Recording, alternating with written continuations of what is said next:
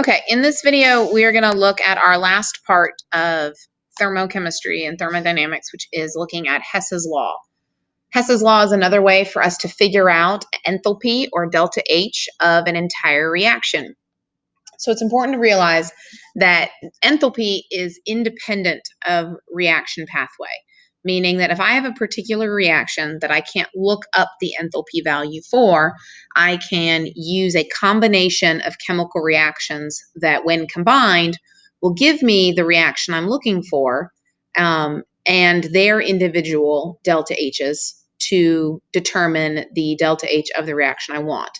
And Hess's law allows me to do this summation or addition of these reactions. So there's only two rules.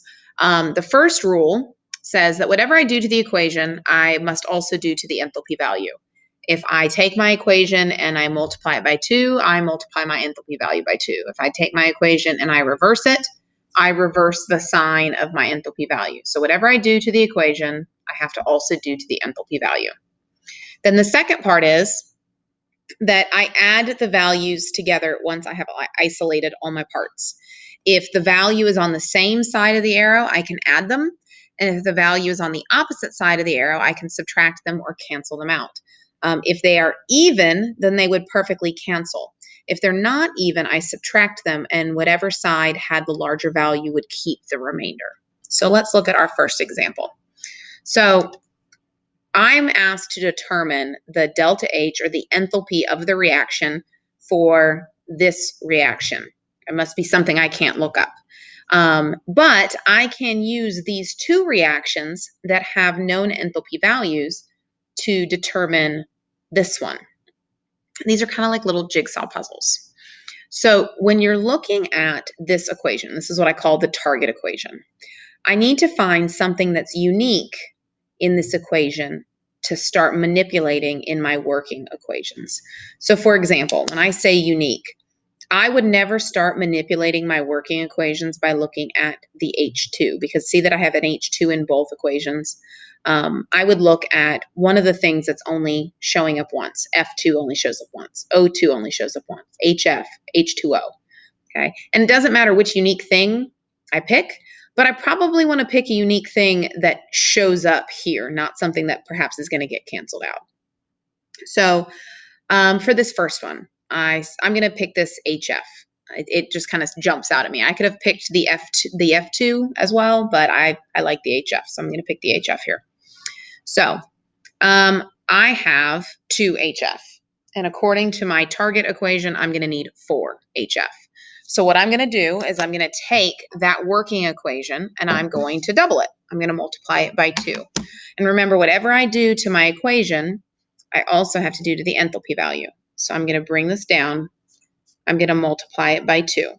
So literally, I'm just going to double up everything. That's going to give me 2H2, 2F2, 4HF, and then my enthalpy value, which is negative 735.4, I multiply that by 2. And that's going to give me a negative 1470.8. Okay.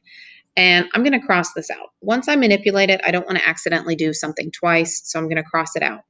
And now my 4HF is where I need it on the product side, and I have the right amount. And my 2F2 is where I need it. It's on my reactant side, and I have the right amount. So I'm going to box those off so that I realize, like, hey, those are where I need them. Don't mess with them anymore. Now, looking at my second working equation, what's the unique piece that I need? So let's see. O2 or H2O. I can actually focus on either of those. So let's look at the O2. Is the O2 on the right side of the equation? No. Up here, it's on the product side. Down here, it's on the reactant side. Do I have the right amount of it? Yeah, I only need 1. I have 1. So all I've got to do with this one is reverse it. So I'm going to literally just write this in the opposite direction.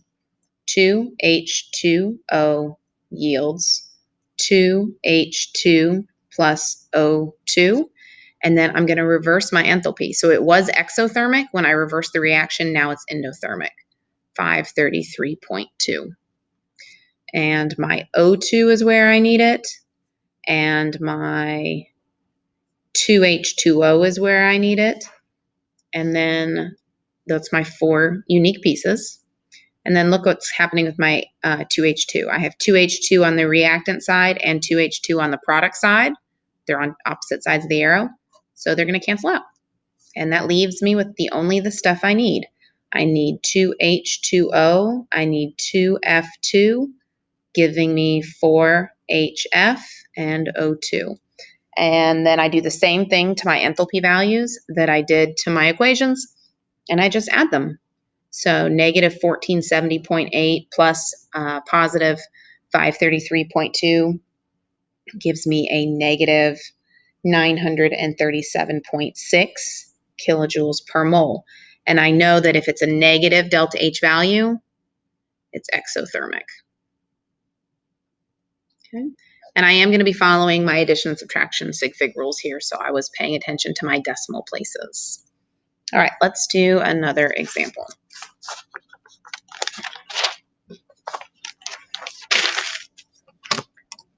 All right, so let's look at number 2. In number 2, my target equation, I have PCl3 plus Cl2 yields PCl5. And to work with, I have 2 working equations. So when I'm looking for a unique piece, notice that I have P in both and I have Cl2 in both. So my only unique things are the PCl3 and the PCl5. So let's just take the first one first. So my PCl3, I need it on the reactant side. It's currently on the product side. So I need to reverse it to get it on the right side. And then also I need 1 and I have 2. So I would say divide this by 2. But really what's going to be more helpful here, even though fractions are the devil, is we're going to multiply this by a half, because I've got some odd numbers here and it's actually going to make it a lot easier. So I'm going to bring this down. I'm going to reverse it. I'm going to multiply it by a half, all in the same step. So when I reverse this, I'm going to have PCl3, 2 over 2 PCl3 is just 1 PCl3, yields 2 over 2P is just P, and then 3 over 2 Cl2. I'm going to do the same thing to my entropy or my enthalpy value that I did to my equation. So I'm going to reverse it. It's going to become positive. And then 859 times a half is going to give me positive 429.5 kilojoules. All right, I'm going to cross that one out. All right, so now my PCl3 is where I need it. I can't box off anything else because I still have those same pieces up here, and I might not quite be done with them. All right, so let's look at my second equation. What's the unique thing that I need? All right, it's going to be the PCl5. PCl5, it's on the appropriate side. I need it on the product side. It is on the product side. I need 1. I have 2. So I'm going to leave this one in the order it's written. I'm just going to multiply it by a half. So 2 over 2P becomes P plus 5 over 2 Cl2 yields PCl5. And this is going to stay negative, and half of it is going to be 270.6. I'm going to cross that out. I'm going to box this off. Okay, so let's deal with the rest of this mess. I've got a P on my product side and a P on the reactant side. So those 2 things are going to cancel out. I've got 5 over 2 Cl2 on my reactant side and 3 over 2 Cl2 on the product side. So they're on opposite sides, but they're not even. So they're not going to cancel out entirely. So 5 over 2 minus 3 over 2 is going to leave me a remainder of 2 over 2, which is 1, which is good because I need 1. And it's going to be on my reactant side because that's where the bigger number is. So this is going to go away because 5 over 2 minus 3 over 2, that went away. This is going to become 2 over 2, which is 1, which is what I need. So PCl3 plus Cl2 yields PCl5. And then I add those together. My original number up here didn't have any decimal places. This one had 1, so I need to have a whole number. Positive 159 kilojoules per mole, and endothermic because it's positive. For our next one, C plus O yield, or C plus O2 yields CO2. All right, that's my target. Let's look at my working equations. So unique piece that I need in my first working equation, I have CO in both, I have O2 in both, so C is my only unique piece. I need it on the reactant side. It is on the reactant side, and I need one and I have one, so it's good right there. I'm just going to box it off. All right, looking at my second working equation, my unique piece is going to be the CO2. I need it on the product side. It is on the product side. I need one. I have one. So, okay, well, hopefully everything else takes care of itself because I haven't really done too much here. CO on the reactant side, CO on the product side, those cancel.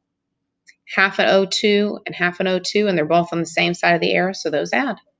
So there I go. I didn't have to do anything. I just had to be observant. C plus O2 yields CO2. And then I'm going to add these together. So 314.5 and 572.4, that's going to give me a negative 886.9 kilojoules per mole. It's negative, so that's exothermic. All right, and my last one. So my target equation, 2S plus 2OF2 yields SO2 plus SF4. I've got three working equations. I don't treat three working equations any differently than I treat two. I'm just going to work through them one at a time. So in my first equation, I need to find a unique piece. So OF looks unique. H2O is not unique. It's in 2. O2 is in 2. HF is in 2. So yeah, I got to base everything that I do with this first one off that OF. So in my target equation, the OF2 is on the reactant side. It's on the reactant side.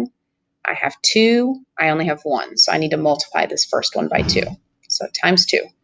2OF2 plus 2H2O yields 2O2 plus 4HF. And then my delta H also gets multiplied by 2. So 2 times 375. It's going to give me a negative 750. Cross that one out, and I box off this guy. All right, let's look at the next working equation. So what is my unique piece? Well, we already said H2O is not unique. SO2 is not unique. HF is not unique, so it's going to be this SF4. In my target equation, SF4 is on my product side. Down here, it's on my reactant side. I need one, I have one. So all I need to do for this one is reverse it. So reverse. That's going to give me 4HF plus SO2 yields SF4 plus 2H2O. Delta H is equal to positive 852. All right, so cross that one out and box this guy. All right, so now let's see what's left. In my last equation, the only unique thing is my S, because my O2 is in two different ones and my SO2 is here again. So the S is unique. It's on the reactant side. It's on the reactant side. I need 2. I only have 1, so I'm going to double that up. 2S plus 2O2 yields 2SO2. Delta H is, let's see, 397 times 2, negative 794. All right. Now let's see if the rest of this stuff will take care of itself. Box that off. So I got a lot of variables left. All right, let's see what I can start getting rid of. I've got 2H2O on the reactant side. I've got 2H2O on the product side. Cancel. I've got 2O2 on the product side and 2O2 on the reactant side. So those cancel. I've got 4HF on my product side and 4HF on my reactant side. Those cancel. I've got SO2 on my reactant side and 2SO2 on the product side. So those don't cancel, they subtract. So 2SO2 is on the product side, so I'm going to be able to take 1 away. This one's going to cancel, and this is going to reduce down to 1. And oh, I need 1, so that works. All right, so now I have everything I need. 2S plus 2OF2 yields SO2 plus SF4. And I'm going to add all those pieces up, and I should not have any decimal points. So negative 692 kilojoules per mole exothermic. All right. And that, ladies and gentlemen, if you are one of my students, is the very end of thermochemistry. You have survived and made it out alive. Good job.